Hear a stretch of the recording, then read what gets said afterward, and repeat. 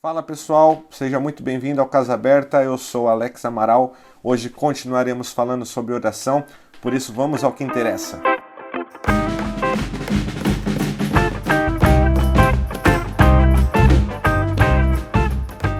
Primeiro ponto, quando nós falamos sobre confissão, é um ponto que deve ser considerado importantíssimo. Para falar a verdade, deve ser um ponto que deve estar muito claro na mente de cada cristão e no coração de cada cristão. Quando nós oramos e quando nós confessamos os nossos pecados diante de Deus, nós temos que ter em mente, nós temos que entender o preço que foi pago pelo perdão dos nossos pecados. Para isso, no vídeo de hoje, eu quero falar primeiramente sobre dois atributos, duas características, ou como diria Louis Berkhof, duas virtudes do caráter de Deus, que são a santidade e a justiça. Falando brevemente sobre santidade, a santidade de Deus, o livro de Jó, no capítulo 34, no versículo 10, diz o seguinte: Ouçam-me vocês que têm entendimento. Deus não peca de forma alguma. O Todo-Poderoso não pratica o mal. Não há mancha alguma no caráter de Deus. Não há impureza e não há pecado algum em Deus. É por isso que Deus abomina o pecado. É por isso que Deus não tolera o pecado. Quando o homem se rebela contra Deus no jardim e faz exatamente aquilo que Deus falou para ele não fazer, o homem não somente é expulso do jardim do Éden, como o homem também é expulso da presença de Deus. Por isso, Deus, ele não tolera em sua presença pecado algum. Agora falando brevemente sobre a justiça de Deus. Na teologia sistemática de Louis Berkhof, ele nos diz que esse atributo, a justiça de Deus, está estreitamente relacionado à santidade dele. O ponto aqui é o seguinte: Deus é santo, Deus em sua santidade não há pecado, não há impureza, porém ele também não tolera o pecado. Agora, Deus sendo justo, Deus sendo justiça, ele deve punir o pecado. Algo que está muito claro nas páginas da Bíblia, da Palavra de Deus, é que existe uma recompensa não somente para os justos, mas também existe uma recompensa para o pecado. O apóstolo Paulo nos diz em Romanos, no capítulo 6, no versículo 23, que o salário do pecado, a recompensa, o pagamento do pecado é a morte. Entenda que Deus não vai contra nenhum dos seus atributos. Deus ele não se contradiz. Por mais que ele tenha o seu amor, a sua graça, a sua misericórdia sendo infinitas, a sua justiça deve ser cumprida. E é essa cena que nós enxergamos quando nós olhamos para o Calvário. Deus cumprindo a sua justiça, punindo o pecado em seu Filho Jesus Cristo. Nós que cremos e professamos fé em Cristo Jesus, em seu sacrifício, somos justificados diante de Deus por seu sangue e encontramos o perdão aos nossos pecados pela morte de Cristo. Em 2 Coríntios, no capítulo 5, versículo 21, o apóstolo Paulo nos diz: Pois Deus fez de Cristo, aquele que nunca pecou, a oferta por nosso pecado, para que por meio dele fôssemos declarados justos diante de Deus. Agora eu quero ressaltar dois bons motivos para entendermos o sacrifício de Jesus quando nós falamos sobre confissão. O primeiro motivo é que, ao entender o sacrifício de Jesus na cruz do Calvário, nós percebemos quão grave é a visão de Deus em relação ao pecado. O pecado não era algo fácil de se resolver, talvez com uma conversa de 30 minutos. Não, o pecado era coisa séria. Foi necessário que Jesus viesse à terra como homem, sofresse como homem, tivesse uma morte violenta para que a justiça de Deus fosse cumprida. Ou seja, o pecado é uma coisa séria. Olhar para os nossos pecados e olhar para como Deus puniu os pecados em Cristo Jesus, cumprindo a sua justiça, deve nos levar a um estado de temor, a um estado de reverência e a um estado de tristeza pelas falhas que nós cometemos. Em uma carta escrita aos crentes da igreja de Corinto, o apóstolo Paulo repreende e alerta eles de alguns pecados que chegou ao seu ouvido. Já em outra oportunidade, sabendo das consequências que essa primeira carta causou, ele escreve o seguinte: Não me arrependo de ter enviado aquela carta severa, embora a princípio tenha lamentado a dor que ela lhes causou, ainda que por algum tempo. Agora, porém, alegro-me por tê-la enviado, não pela tristeza que causou, mas porque a dor os levou ao arrependimento. Foi o tipo de tristeza que Deus espera de seu povo. Portanto, não lhes causamos mal algum, porque a tristeza, que é da vontade de Deus, conduz ao arrependimento e resulta em salvação. Não é uma tristeza que causa remorso, mas a tristeza do mundo resulta em morte. 2 Coríntios, capítulo 7, versículo 8 até o versículo 10. Quando nós somos confrontados pelos nossos pecados e nós temos noção da gravidade deles, e nós sabemos o preço que Cristo Jesus pagou por nós na cruz, o caminho que Deus espera que nós trilhemos é o caminho do arrependimento. O arrependimento não é uma tristezazinha que você sente, ou então talvez um leve remorso. Não, o apóstolo Paulo diz isso. O arrependimento é aquela tristeza que faz a gente mudar de atitude. Agora, o segundo motivo para se ter em mente o preço pago por Cristo Jesus, quando nós confessamos os nossos pecados em oração a Deus, é que sabendo o preço que Cristo pagou, nós entendemos que nós não seríamos capazes nunca de pagar por esse preço. Nós não teríamos condições. Ou seja, não é aquilo que eu posso fazer, mas sim aquilo que ele fez por mim. O pastor e escritor Timothy Keller diz a respeito daqueles que não têm essa noção do tamanho do seu pecado, da gravidade do seu pecado e não entendem o preço pago por Cristo Jesus. Ele diz o seguinte dessas pessoas: a confissão e o arrependimento se tornam um modo de nos mantermos bem com Deus. E, para isso, usamos expressões de dor na esperança de impressioná-lo por nossa sinceridade e levá-lo a ter piedade de nós. Ele continua dizendo que esse tipo de arrependimento, esse tipo de confissão é um arrependimento hipócrita, ou seja, é um falso arrependimento. Nas palavras do apóstolo Paulo, esse tipo de falso arrependimento é aquela tristeza que é gerada pelo mundo e que resulta em morte. Confissão e arrependimento é a resposta que o cristão dá diante daquilo que Jesus fez. Esperar ser perdoado por Deus por conta de alguma atitude que eu possa fazer é algo que vai totalmente contra a Bíblia. É como se eu estivesse ignorando o sacrifício de Jesus na cruz, dizendo que aquilo que eu posso fazer é muito melhor, pode ser considerado por Deus muito maior do que o que Cristo fez por mim. É como se Deus ele esperasse 2 pagamentos pela mesma dívida. O pagamento feito por Cristo Jesus na cruz do Calvário e algum tipo de pagamento que eu possa fazer ou então que você possa fazer. O autor Timothy Keller, novamente parafraseando ele diz o seguinte: seria injusto da parte de Deus e desleal em relação à sua aliança conosco receber 2 tipos de pagamento pela mesma dívida. Resumindo tudo o que eu falei até agora, somente quando nós entendermos a gravidade do nosso pecado, ao ponto de Cristo Jesus morrer na cruz por nós, para que a justiça de Deus fosse cumprida eternamente, somente então, somente quando nós entendermos isso, é que nós dobraremos os nossos joelhos em confissão a Deus, confessaremos os nossos pecados, nos arrependeremos das nossas atitudes e deixaremos tudo para trás. Não é aquilo que eu posso fazer, não é algum tipo de penitência, não é algum tipo de ação que eu possa praticar que vai trazer o perdão de Deus para a minha vida, mas é aquilo que Cristo fez por mim. Isso tem que estar muito claro nas nossas mentes, tem que estar muito claro nos nossos corações, quando nós dobramos os nossos joelhos em oração e nos confessamos ao nosso Pai. Primeira carta de João, no capítulo 1, no versículo 9, diz o seguinte: mas, se confessamos nossos pecados, ele é fiel e justo para perdoar os nossos pecados e nos purificar de toda injustiça. Eu tinha dito no vídeo anterior que nas nossas orações nós gastamos pouquíssimo tempo em adoração a Deus. Porém, quando nós falamos de pecado, nós tentamos ser o mais simplista possível. Talvez até para que a gente fale logo do pecado e continue a oração. Aquele Senhor me perdoa pelo meu pecado, amém, e continua na petição. Sabe como é que é? Isso quando nesse momento de confissão de pecados nós não queremos tratar de maneira geral. Um homem, depois que terminou o culto, foi procurar o pastor da igreja e disse: pastor, depois que o senhor pregou esse sermão, eu senti algo no meu coração e eu desejo retornar para os caminhos de Deus.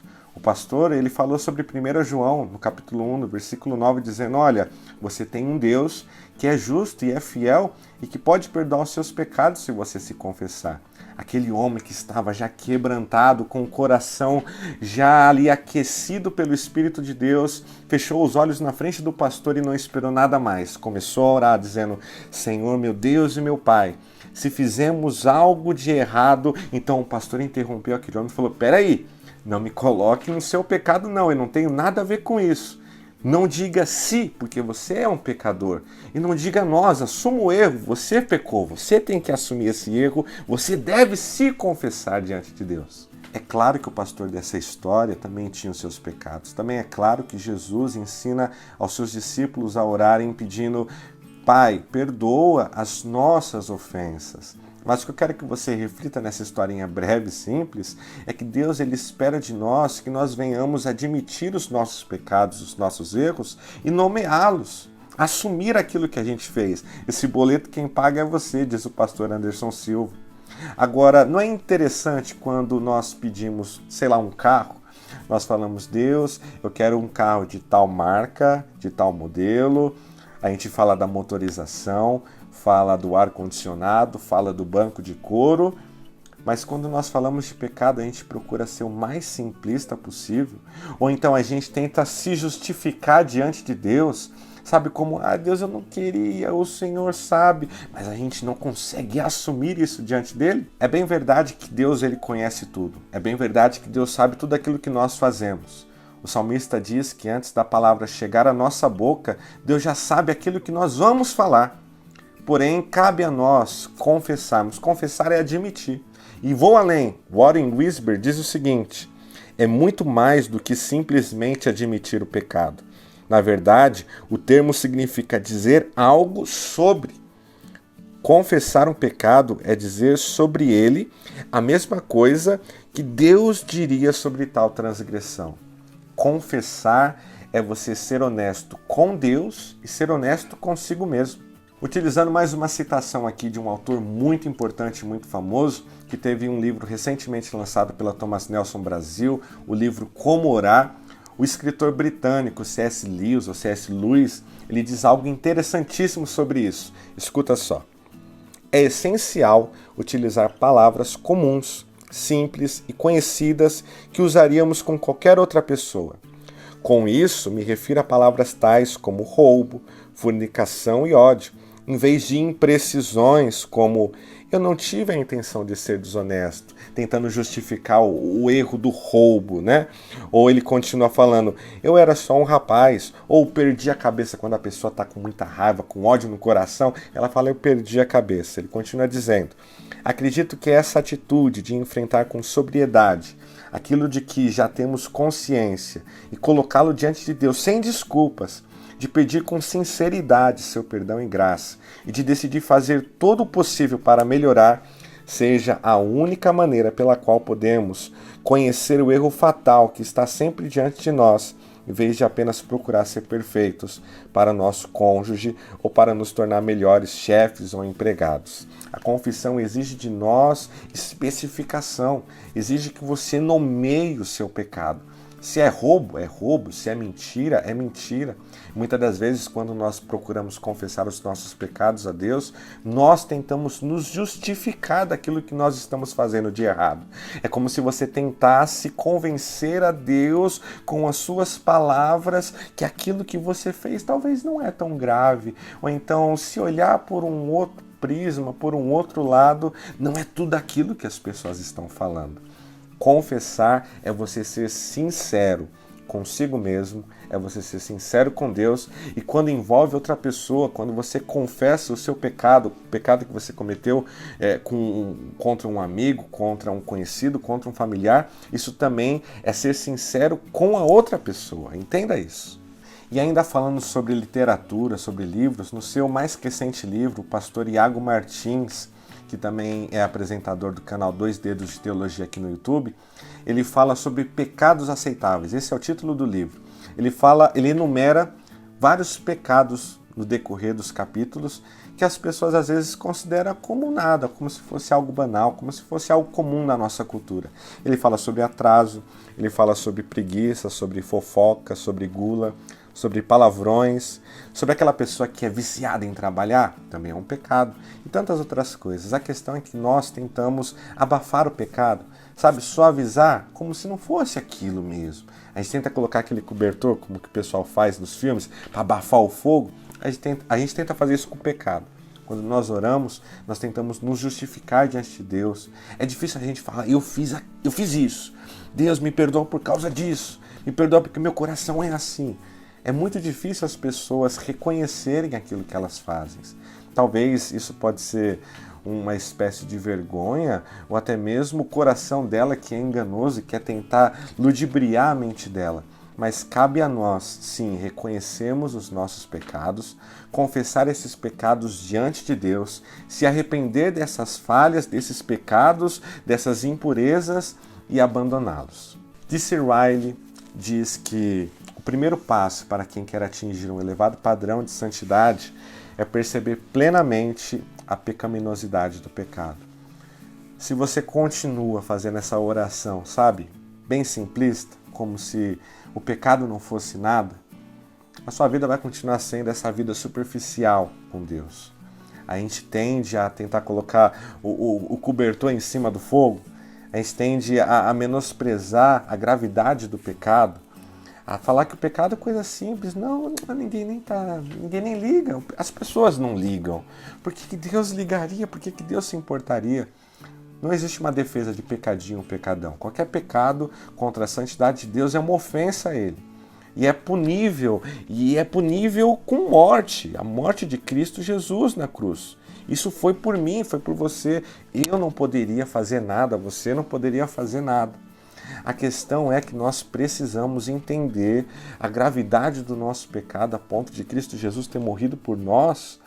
E quando nós orarmos, nós precisamos reconhecer diante de Deus, admitir a nossa culpa, admitir aquilo que nós estamos fazendo sem máscara alguma.